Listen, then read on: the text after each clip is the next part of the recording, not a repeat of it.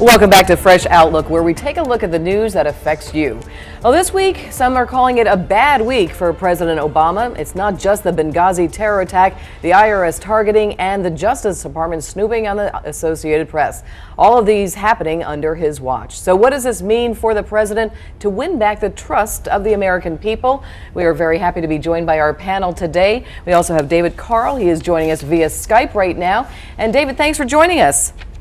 You're welcome. Well, our question right now is, some are calling this a bad week for the president. There's been quite a few issues hitting him this week, and right now the question is, how does he win back the trust of the American people? Yeah, the administration needs to show that it is cooperating fully with the various congressional investigations. The entire reason that this controversy strikes home is that the administration has, the critics of the administration have always said that the administration looks at foreign policy issues through the lens of domestic politics. And even former administration insiders are now stepping forward to make this argument. A good example is Vali Nasser, who was formerly a State Department advisor on Afghanistan and Pakistan. He's now dean at Johns Hopkins University. A few months ago, he published a book in which he made this argument that the administration's, that the White House National Security Staff is a highly politicized operation, and so that this Benghazi controversy is seems to be prime evidence for that proposition. So, well, David, let me ask you that question to that point. Do you think that this, the Benghazi situation, is this a GOP political witch hunt aimed at embarrassing Hillary Clinton because she's likely running for president in 2016? I think there's multiple motives at work here. Certainly there's a political motive, but there are also legitimate, serious questions at play as well. And we want you to stay with us. We've got our panel here, of course, of Dee Dee, Scott, and Hamid. We wanted to thank you again for joining us. We were talking about the security at the embassies. Do you think that it will be heightened after this, after the Benghazi incident? Dee Dee? Let's hope so. I mean, for them to have the lack of security that they had, it's really hard to believe when you think about it, because, you know, that's officially, we think of it as human soil, or excuse me, American soil, and taking care of our Americans, but they absolutely, it almost looked like they were defenseless. I remember the New York Times wrote a very important editorial saying don't blame it on the State Department, because they were asking for extra money and the Congress were denying them extra money for security. Now I think it's time to look into that and add some money for the security of the embassies. The U.S. is an engaged country. It's a superpower. It has many people who agrees with its policy and those who don't. So we have to expect these things, which should happen, especially in the Middle East and many of the Muslim world, Kabul, Afghanistan, Islamabad, and many countries around the world. So we have to be aware of that. There are people who disagrees with the U.S. foreign policy, and there are people who want to hurt the U.S. embassies in many parts of the world. And certainly to that point, Hamid, there's a great deal of unrest that we're seeing all over the world. True.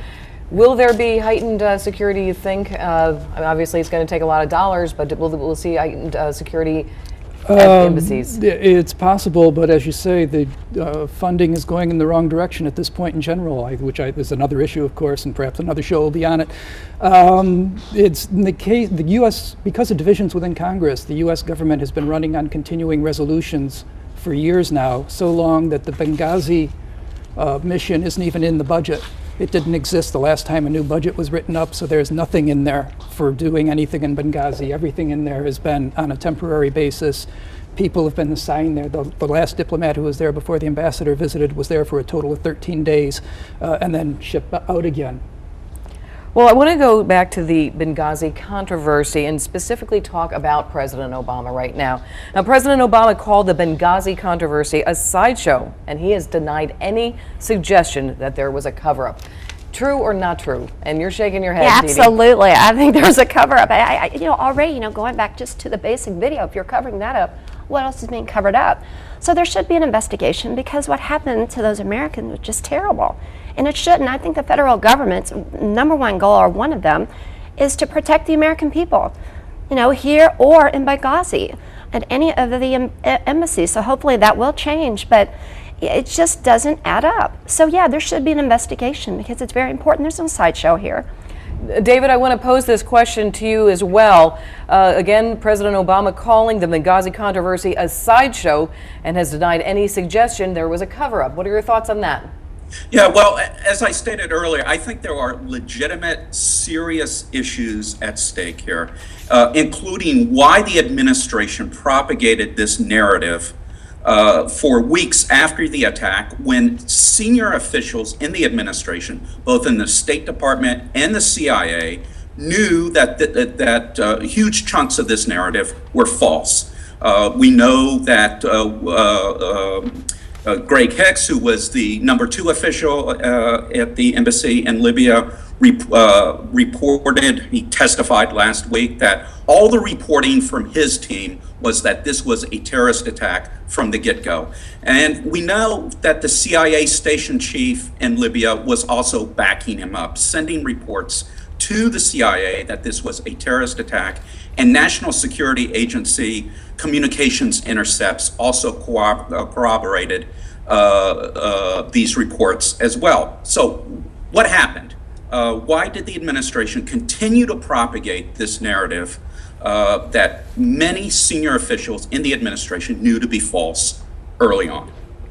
Well, I'll ask you a question that we asked the panel earlier, David. Will security be heightened, do you think, at embassies around the world? I'm sure it will be. The president this week did request extra resources for embassy security.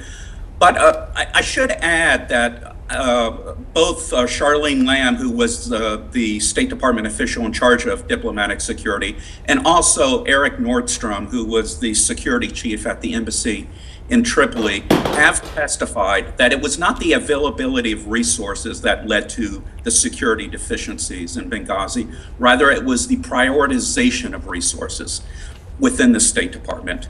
And also, the Benghazi mission was primarily a front for a CIA operation, and there seemed to be a lot of confusion between the CIA and the State Department over who was in charge of security in Benghazi as well. David, don't go away. We want to get your thoughts on the next question as well. Whatever political party you are, doesn't matter if you're a Republican or a Democrat, but I think we can all say that we can probably say that Republicans are jumping on this issue and maybe the Democrats are hiding a little bit from it. We'll even say that the press secretary this week, Jay Carney, said that Benghazi happened a long time ago. I don't know what calendar he's on, but I think we're on a different calendar than he is, because it wasn't that long ago at all. When people die, you know, it's never a long time. Nobody should ever die in a situation like that, no American. So yeah, it wasn't long ago at all. I think it's disrespectful for him to say that. And he has there's been a bit of criticism over that comment. Your thoughts on the press secretary's comments? I just want to say I wish to see this issue put to rest. Every official has been called for interrogation and investigation in the Congress. There was a credible committee which was established and gave a concrete report led by Mr. Negroponte. All the emails were put on the table. Everyone knows, can read and follow, and see what happened exactly. There are many important issues that the Obama administration has to deal with: immigration, budget, foreign debts, environment, energy. All these issues are.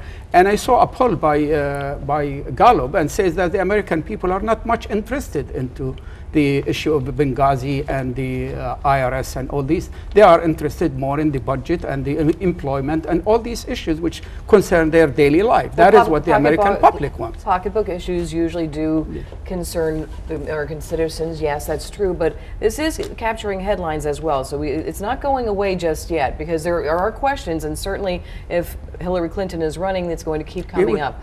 Scott? I wanted to follow on to what David just said about Lamb and Nordstrom. They also said that no security level that had been considered or was likely would have been adequate to the attack that came. The attack that came was just unusual to that extent. And I also wanted to say that, I've forgotten. That's all right. Okay. I sometimes do that myself. All right, but we're going to turn it over to David again. And David, I hope you've been hearing this. We're talking about the press secretary's comments this week when he said Benghazi happened a long time ago. He's coming under a little criticism for that comment. Yeah, justifiably so. As I said, there are serious questions, and I think legitimate questions. Even though this investigation is obviously taking place in a political environment, guess what? That is what Washington is. Nonetheless, that does not mean that these questions are not important and are not legitimate and valid.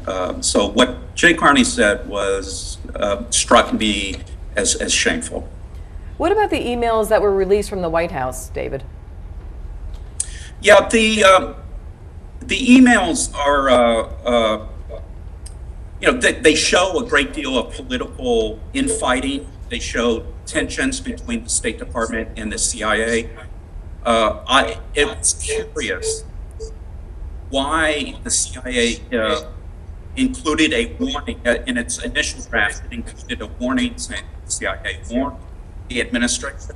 But if Benghazi was primarily CIA, all right, we apologize for that technical difficulty, but we thank you, David, for all your comments there. Dee Dee, same question for you. What about those emails that we're seeing? And to David's point also, the CIA, the State Department, there was a little question about security. It shouldn't be happening. No, and that's true, and it does seem like there's some dysfunctional work going on at the State Department, and and obviously these things can be difficult, but this was a clear problem for weeks of the cover-up. And get back to your original question, I think the problem with Obama right now is because it shows a cover-up with Benghazi, shows a cover-up with the IRS, and when you start to not trust the president and not trust the administration, that's his biggest problem. It's a matter of trust right now. I mean, do you think that the president has lost some credibility here? I think he will regain it. And I think the president was elected on a ticket to improve the economy, to get America out of the quagmire it found itself in Iraq and Afghanistan, and to improve the healthcare system, which he did. In fact, he kept his promises. The economy is improving, unemployment is going down. He pulled out from Iraq, and he's promised to pull out from Afghanistan, and he will do that next year. And the things are improving in the right direction, but there are always some, people trying to trap him into these little things. I'm not undermining the fact that people died. I mean, there were 8 members of the CIA killed in Afghanistan by a double agent who was a Jordanian member of the royal family, but no one talked about it. It's a bigger scandal. Things happen. This is a superpower. We expect mistakes to happen. It's a big administration. Well, we want to prevent mistakes, though. That's one of the things that we do. That's true. There should be investigation, and there should be facts put on the table. I agree with that. We only have a few more minutes left, so I'm going to leave. Well, if I could jump in on the emails. Everybody's going to get a closing comment, I should say. So, Scott, we'll start with you. A closing comment about all the topics that we've talked about. Well, jumping in on the emails, since that came up, and it's what I wanted to mention before but forgot. The talking points originally said it was a spontaneous demonstration. No one in the emails from the CIA or anyone else ever questioned that or even remarked on it. The references to the terrorist groups that were cut out of the emails, the CIA, no one in the CIA ever wanted to say anything more than that individuals associated with these groups were in the crowd.